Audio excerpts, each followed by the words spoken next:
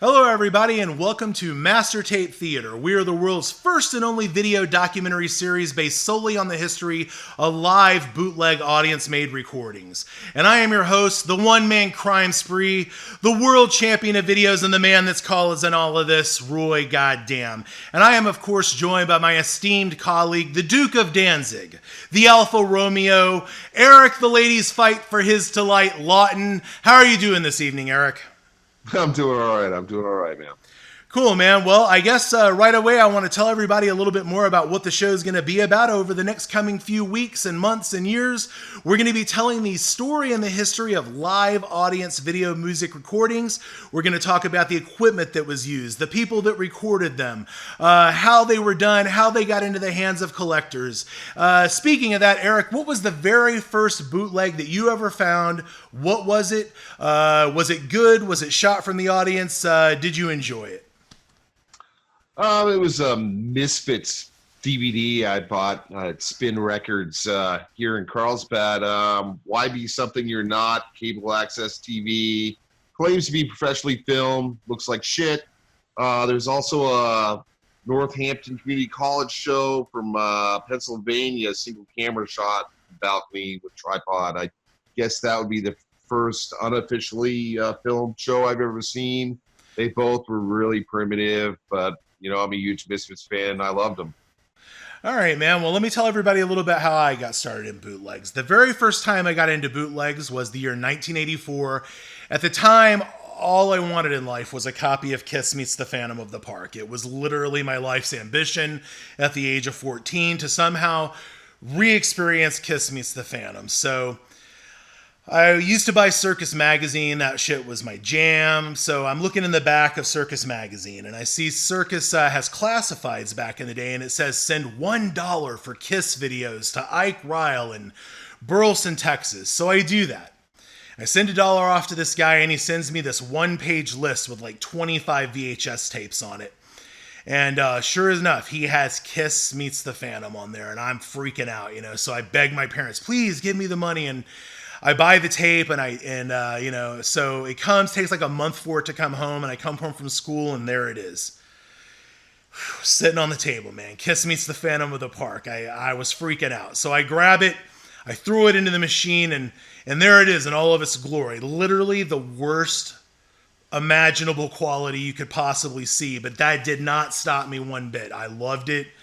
And with it, he sent a new list with even more shows of Kiss. So I read through his list and I look at it, and my dad had recently bought us a new VCR that recorded from television, and then he brought home another VCR from his office, and it actually only played tapes. But that was when I discovered that you could hook up two machines and actually run copies. So I'm barely 15 years old at this point, so I decided I'm going to go into business for myself. No honor amongst thieves, basically. So I didn't have a job or anything, but in Myrtle Beach, you can actually get a driver's license at 15. In South Carolina, I mean, you can get a driver's license at 15. You can get a job at 15. So I proceed to go out and try to get a job so that I can purchase every Kiss videotape off of this Ike Ryle guy's list. So first job I get is at a food service place, and it turns out to be the worst experience of my life. I last 2 days. I throw that to the side. I got to do something else. So I go over to the Myrtle Beach Pavilion, which is a very famous amusement park. It's kind of like a bootleg version of Disneyland, so to speak. So I get a job, and my job is to work on the log flume, and I'm making like $4.75 an hour, and it's going to be 6 long, tedious, horrible weeks. I mean, this job was the only job that I ever got in my whole life so that I could buy these VHS tapes from this guy. So my job was to work on the log flume, and they go up a big ramp, and when they come up to the top of the ramp, they have to go up another little ramp, and so they want to make sure that the logs don't bump into each other. They have to have a guy up there at the top of the log flume who has to manually push a little red button. So my job was to sit there all day and make sure that those stupid logs didn't bounce into each other. So I'm sitting there, but along the way, I met this really mean guy, and he's just, picking on me, and when I was in school, I got picked on a lot, and, you're fat and you like Kiss and you're a nerd and everything. You have black fingernails and, nobody understood me and everything. So the guy starts calling me on the phone. It's my last day. I know I've got every penny that I need to buy all of Ike's tapes. And so sure enough, an empty log comes up. Guy's calling me on the phone, you fat fucker, and all this. So I put a log up on the thing, jump into the log, hit the little red button, shoot down the chute. This guy's eyes are as big as saucers. He's like, holy shit. So I jump out of the boat, grab the guy, start beating the shit out of him, choking him out. I throw him into the goddamn water of the log flume. I mean, he gets in a shot, man. I got a gnarly black eye for this. But believe me, he paid the price. The supervisors there, this is back in the 80s when you could do things like this without litigation or, they're going to throw me in jail as an adult, So this is back in the day when a 15-year-old could get away with some shit like this. So grab the guy, throw him in the water. Supervisors are freaking out. Get out of here. You're fired. I'm like, I don't give a fuck. I own you guys. So I run down. I get my check. Call my parents. Mom, come get me. I'm off early today. So I go home. And there I've got it. The biggest check I've ever had. I've been saving for every 2 weeks for 6 weeks. And, I send off every penny that I have to this Ike Ryle guy.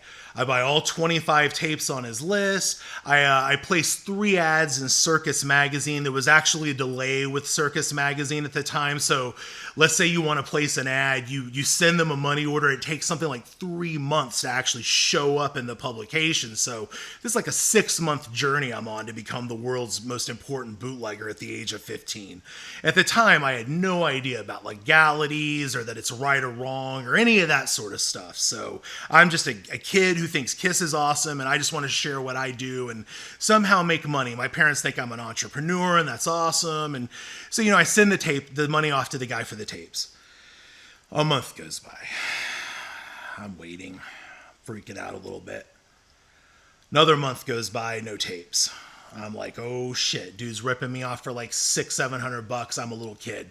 I don't know what to do. I actually used to call him on the phone, and actually Ike turns out to be this 16 or 17-year-old guy.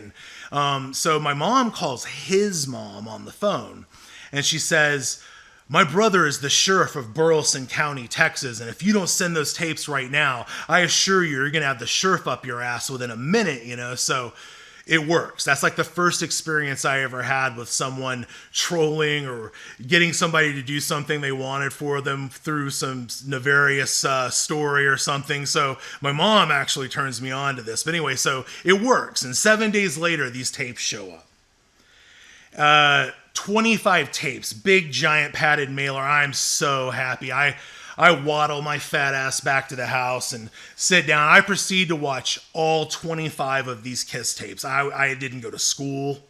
I said I was sick. I said I was sick. I had to stay home. I start watching every tape. So, then I make my first copies. And so finally, another month or two goes by. I'm literally just about to turn 16 years old at this point. It had been so long for me to get to this point. So my ads come out in Circus Magazine, and there it is. I called myself Kiss Now and Then, and I did the same exact thing Ike did, send $1 for a list, but I sweetened the pot. I used to sell photos of Kiss, and I got a little bit into some audio stuff for a short time, but that was never really my bag. I always wanted to see everything. That was what made everything so special to me, was the visual elements of it. So basically, where was I here? So basically, I watch all of the tapes, and my mom takes me on a trip with her to some record stores in Columbia, South Carolina. And on the way home, I'm driving home. I've barely had my license for like a week or something, and I get a speeding ticket. And I'm like, oh shit.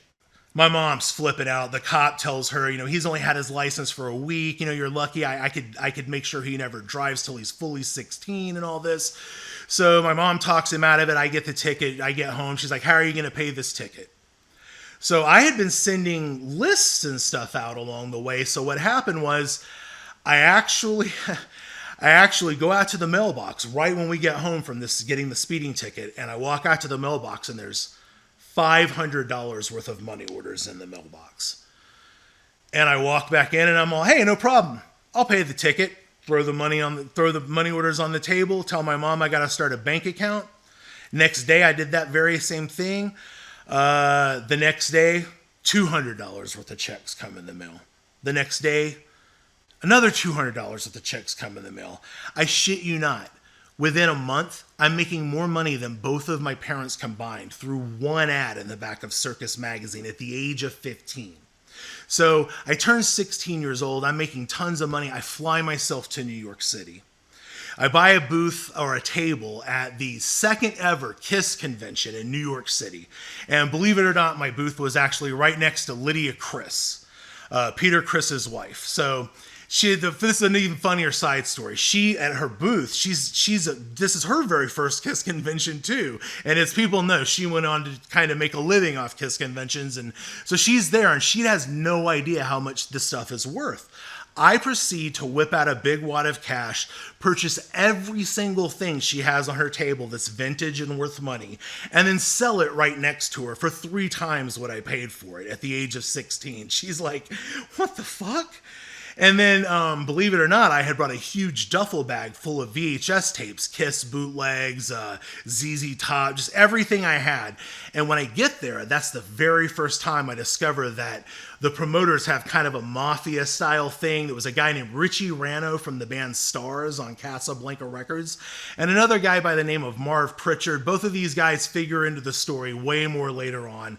But that's the very first time that I discovered that KISS videos and KISS convention people that run them usually had an exclusive and no one else was allowed to sell videotapes. So not only am I selling all of Lydia Criss's shit for 3 times what I paid for it, I start selling all the videotapes from under my table to people undercutting the promoters. So I pretty much fly myself back to Myrtle Beach, buy a car, and that starts my adventure of bootlegs, man. I mean, if at that point I was just, this is what I'm going to do for the rest of my life, and I'm going to get a video camera, and I'm going to continue on forever. And that's pretty much how I got my start in bootleg. So I've been doing this since the age of 15, Eric. Wow. Tell us about that documentary you made. Well, I actually started on a documentary back in the year 2000. It was supposed to come out in the year 2002. It was called Bootleg, the Documentary Exposed. Bootleg, the Underground Exposed. We had a trailer for it. We did a work print.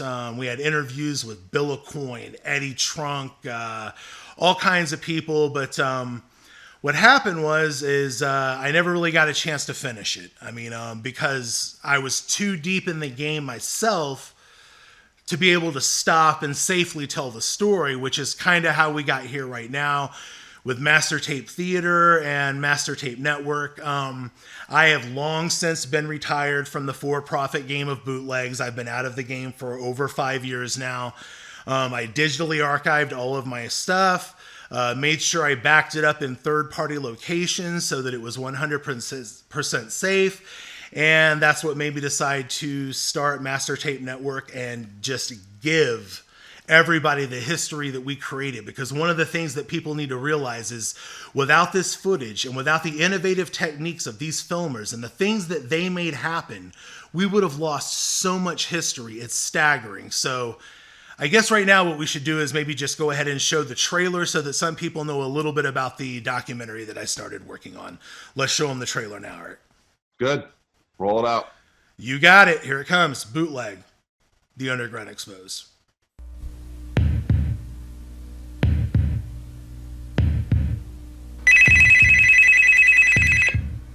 Hello? Dude, you're not going to believe this. The FBI and the RIA were just here, and they took everything. They took my cameras. They took 10 years worth of footage, and it's all gone, dude. And they know who you are, and I think they're on their way over there right now.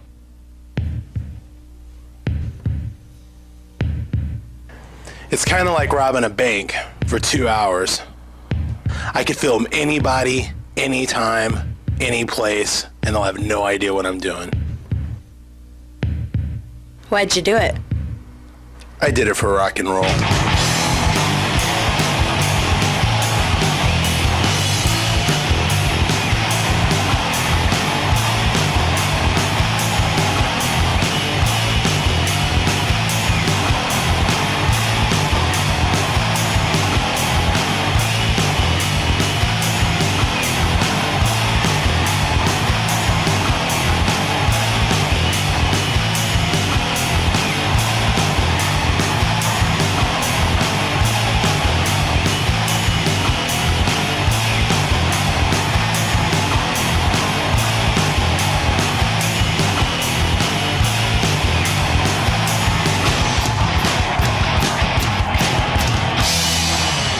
I didn't choose rock and roll, man. Rock and roll chose me. No matter how many times I see that, I always want to see the whole movie. It's kind of a tease, man. How many bootlegs have you actually filmed? Myself personally, I've shot somewhere in the neighborhood of 500, but the network the network together has probably filmed about 10,000 shows total. I was part of a group of guys. It was 6 guys. We were known as the network. We filmed shows all over the country, sometimes together, sometimes separately. We really didn't trade tapes so much as we just freely gave each other our work in an effort to make sure that everybody had it from coast to coast. I mean, a lot of this stuff happened in the early days of the internet. So really what we're trying to do with Master Tape Network is make sure that this footage lives on forever. I mean, something we've been doing here at the network is we've been calling it taking it to Foreverland. So, you know, when I put my footage up or I take footage from another filmer, we put it up, we make sure that they get credit.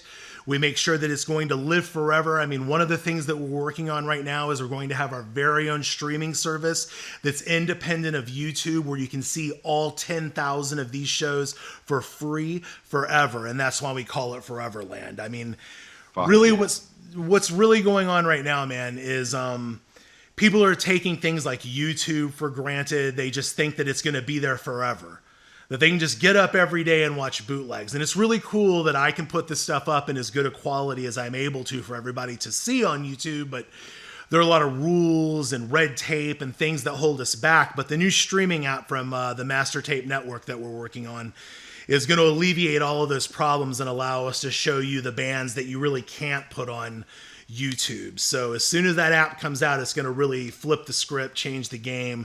And this really is the final evolution of bootlegs. I mean, it's not about selling anymore. It's not about money or profit. It's strictly about history.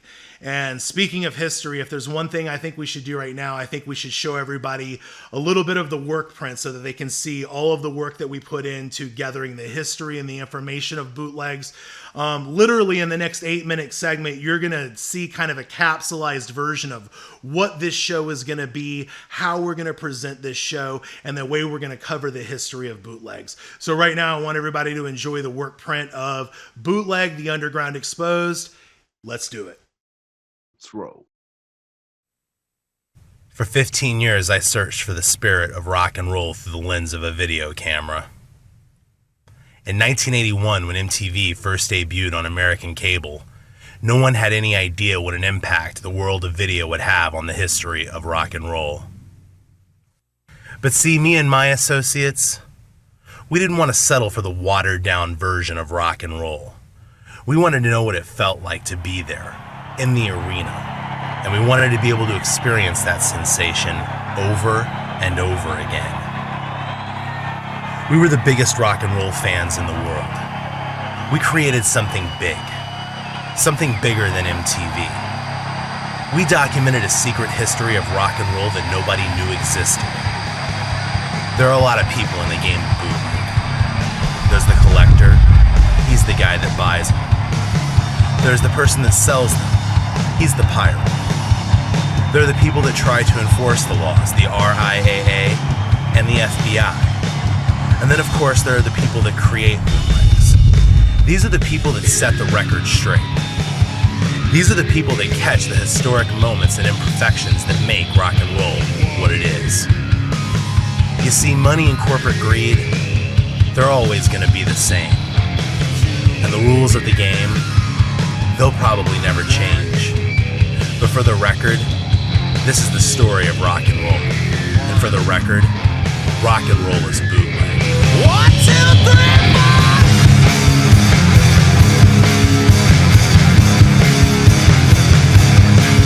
When the rock and roll professionals roll into town, you know the well-paid. You got it. They'll meet you and they'll greet you, and then after the show, someone will get laid. You got it. Press the flesh, and maybe they will make nice. You got it.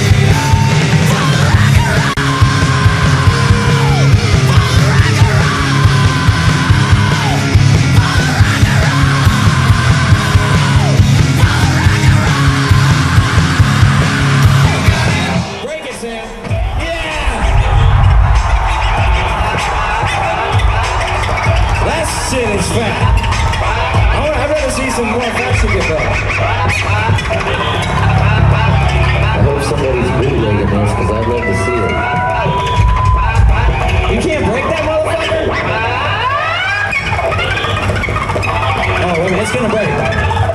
Oh, don't break the monitor. Yes. Oh, it's breaking now. Sam busted his hand open, and he's gonna get it stitched up, and then he's gonna finish playing. We hope.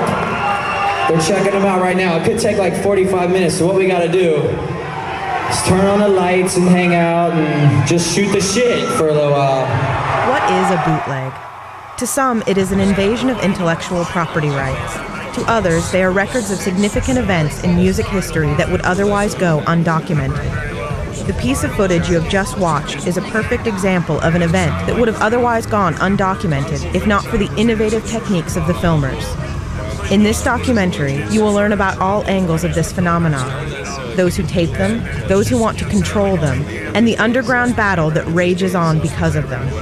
For decades, the term bootleg has been misused by corporate America to corrupt its credibility and historical significance. I've taped in arenas from coast to coast. Really the key to it is the right seat and the right lens. I've shot from the very back of the arena. I've shot from loges. I've shot from all over the place. I mean, the band never even knows that I'm there. Considered by insiders to be the dawn of stealth videography, Roy Goddamn boasts an amazing record. He has pulled off 500-plus successful shoots and was caught in the act of taping only 3 times in his 10-year career as a filmer. He followed Kiss, capturing more of their shows than anyone, and toured with Marilyn Manson from their days as the opening act on the Nine Inch Nails Downward Spiral Tour in 1994 to the Antichrist Superstar Tour in '97. Only his bootleg footage has been pirated in official releases, with no credit to its creator. In fact, most of the footage you will see in this documentary was filmed by him. I first discovered bootlegs when I was obsessively collecting the Beatles, probably 20 years ago. In '87, I first got into it, and '88, I started asking questions if, you can have permission to videotape other acts and whatnot, and that's when I found out that the copyright infringements and all the record labels said no. So do you think that bootlegs are primarily like a fan-driven culture? More about, Yeah, I guess. It's like everything. It's got, a good side and it's got a shitty side. In 1993, I started taping shows. Since 1993, I've videotaped somewhere between 600 to 800 concerts and have seen probably well over 1,500. The term bootleg originated in Prohibition-era America, a time when the government enacted laws to restrict the distribution and consumption of alcohol. It has been noted by historians that this act ultimately strengthened the demand and allure of this forbidden refreshment, and is also linked to the dramatic rise in crime rates throughout the country. The definition of bootleg later grew to include the unauthorized recording of live music performances with the intent to distribute. Audio bootlegs of music have been traced as far back as opera recordings from the late 1800s on through the heyday of jazz bootlegs in the 1920s and 30s, and then to the widespread rock and roll boots of the late 60s and 70s. The earliest unofficial live visual recordings of rock and roll performances also date from this period and were filmed on 8mm. Due to the limitations of this technology, the filmer was restricted to 4 or 5 minutes of silent footage per reel, which would later be strung together to achieve a full show. Musical acts of the day shot in this manner include Elvis, Led Zeppelin, Kiss, and many, many more. The only known outlet at the time for these 8mm pieces was a man by the name of Paul Giles. This true pioneer of bootlegging once possessed the largest known catalog of concert recordings, and in the mid-1970s set up the prototype for the first bootleg mail-order rental system. Things drastically changed when 2 innovative Canadians, known only as Pierre and Eric, rented their first full-sized VHS camcorder and fired the shot seen around the world when they captured the first full-length, unauthorized live concert video with sound. The year was 1982. The band was Van Halen.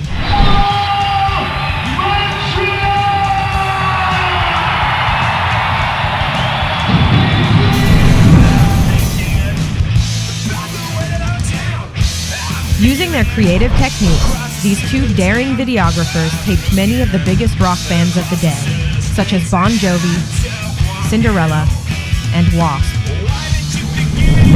Even their footage of Motley Crue from the 1984 Shout at the Devil era has been used in VH1's documentary Motley Crue Driven. Mainstream use like this of bootleg footage further solidifies that without filmers, key moments in rock and roll history would be lost forever. It's hard to say what's historic to some might not be to others. I was always into music. I got into music around age 10. I heard Ozzy for the first time. I filmed the Green Day riot in Boston. That was kind of cool. They played a show that got cut completely short outside in this seashell looking thing, and they only played 20 minutes or so, and this big riot erupted because way more people had shown up for this than expected, because this was right when they were breaking, and I guess they set the show up before a few months prior, and by the time the show had happened, they were the biggest thing going at that time, and way more people showed up than could fit, and it just turned into a mess, and cops were macing kids and beating kids up. I got that on film. I got a half-naked Courtney Love cursing out a crowd on film, but everybody else probably does too. Well, I think that there's two levels of bootlegging. I think that there's the level where you have record shows and you have people that are making a couple bucks for some extra spending money at events with, bootlegs of, concerts that they recorded and then videos that they may have recorded. But then there's this whole other level of bootlegging that I've seen where you could be on the corner in New York and buy a copy of, say, the new Britney Spears album. Yeah, that's piracy. What exactly do the terms piracy and counterfeit mean? Piracy is the unauthorized use or production of copyrighted or patented material and refers to the duplication for profit of officially released material obviously harmful to the copyright owner's profit margin. A pirate deals in counterfeits, or fraudulent imitations of or facsimile. That copy of Metallica's new album you bought in Times Square. Sure, the cover's kind of grainy and there's no liner notes, but hey, it was cheaper than in the store, right? A bootleg, however, is legally defined as the affixing of intellectual property of an individual to a medium without the owner's consent. You've probably seen one, like that rare import in the record store downtown. Connecting bootleggers with pirates under the umbrella theft by deception implies that they too cause irreparable damage to the copyright owner's bottom line. Unfortunately, the music industry and lawmakers selling this line don't seem to understand there is a flaw in their logic. Bootlegs, unlike the music industry, aren't all about the bottom line. Bootlegs in their purest form are a craft, an art form that is born from the desire to capture a band in their most raw, entertaining form and preserve them in a capsule to be experienced over and over again. Wow, that was really good. How long ago did you film that? We did that almost 20 years ago. It was supposed to come out in 2002, but it never did. Again, the reason why I couldn't put it out is because I was just too deep in the game to ever actually stop and tell the story without exposing myself and ending the work that I was trying to do with my archiving and everything. Right. What's up with those guys in Canada? Did they really start bootlegging as we know it? Eric and Pierre were their names. They were two guys, French-Canadian dudes, really cool, nice guys. They knew a friend of mine named John in Boston, who ran another mail order service called International Transfers. It actually turns out he was kind of the catalyst for making sure all of their shows got to everyone. He had a huge list, and they made sure that he got all of their shows directly from the master tapes, and most of the shows that you see today come from that set of first-gen tapes. Those guys didn't give out their stuff to a whole lot of other traders and stuff. I mean, they knew a few, but John was kind of like their main man. And really the secret of what they did, a lot of people don't know, is that they would actually film with a full-size VHS camera. It was a giant RCA camera, I mean, the size of a Betacam that the news would use or something, and really sneaking something like that into the arena wasn't really an option, so they would have to come up with guerrilla techniques and ways to sneak it in. So this is actually how they did it, and I got this information through research from John and a couple of other guys that knew Eric and Pierre. I've literally been searching for Eric and Pierre for 18 years, almost 20 years now. I mean, diligently. I mean, they would probably be in their 60s now. I mean, if they're alive and you're watching this, please, Pierre, find us. Do you have your tapes? We want them. We need them. We want to take that one step up, all the way up to the master, and really give everybody what they want, which is the master quality. But let me get back to my story. So these two guys would sneak in a full-size video camera that was somewhere in the neighborhood of 1.5 to 2 feet long and a little under a foot tall. It was an RCA camera, and they actually rented it from a little video store right there in Montreal. They didn't even own it. I mean, there was no way to own a camera like that at the time. It was insanely expensive. These are just two rock guys, fans, not professionals. So they rent the camera from the place, and the way that they would get it in is there was a restaurant adjoined to the arena, and they would actually put it into a giant duffel bag and just fill it up full of socks and dirty underwear, and they would come in all sweaty, and most of the time they wouldn't even look in the bag for the VIP section people, so they were already sort of one step ahead of the game. And if they did look into the bag, they would just see dirty, disgusting gym clothes and say, please go ahead. And but they actually filmed from the restaurant through glass. And there was a little piece of glass at the top that was kind of open, so the sound could come over. So shows like Motley Crue live, Shout at the Devil, the Theater of Pain show that you see, you'll notice there's kind of a weird haze or sort of almost a reflective look to what's going on. That's because they're shooting through the window of the restaurant. So that's actually how they did it, man. Crazy. And that's the truth. Nobody really knows that. I mean, many people have speculated for years, how did they do it? How did they get that camera in there? But that's how they did it. And pretty much the first time they ever filmed was Van Halen live in Montreal in 1982. It was a full concert with sound. Prior to that, you pretty much just had Super 8 stuff that was shot from the audience. It would have to be later synced with sound, and almost impossible to achieve a full live show without major cuts in it or an extreme budget and 10 people helping you. There's just really no way to capture a full show with Super 8 video. Right. Many of the bands from the 70s, Elvis, just everyone. I mean, the Beatles, everybody. There's tons of footage on those guys from those, from their heyday, but most of it is no sound or weirdly synced with sound with lots of dust and scratches. But there's actually a lot of stuff being done today where they're taking these transfers, finding the original prints of the 7mm tapes, putting it through and transferring it to 1080. A friend of mine by the name of Kurt Gooch, the author for Kiss Alive Forever, he is actually in the licensing business, and they have recently transferred some footage that I've become aware of Motley Crue from the Too Fast for Love era. I mean, this would literally, it would literally be fucking A. It would literally be the only existing full live songs of that band from that era. I mean, the other footage that exists from the Starwood and stuff before the record came out, it's almost unwatchable. But Kurt actually has that footage, Van Halen footage that we've never seen. I mean, the list goes on, and he's actually talking about possibly coming on the show in the very near future, maybe even as soon as next week. He's also promised that he's going to be giving us some interviews with two of the guys that filmed. They were actually film students in the Boston area, and those are the guys that filmed the Too Fast for Love stuff. They filmed Randy and Ozzy. There's actually footage of Randy and Ozzy that Sharon doesn't have, that nobody has. I mean, that's the beauty of bootlegs. That's why we're here. I want to thank everybody for joining us this week on Master Tape Theater. This has been our very first episode. Have a happy Halloween from me and Eric Lawton. Everybody at home, have a good week. See you next time. Peace. Wake up, sleepyheads. It's party time, yeah! Be sure to like and subscribe on the channel. Also, support the work we do on Patreon, find us on Facebook, and follow us on Twitter.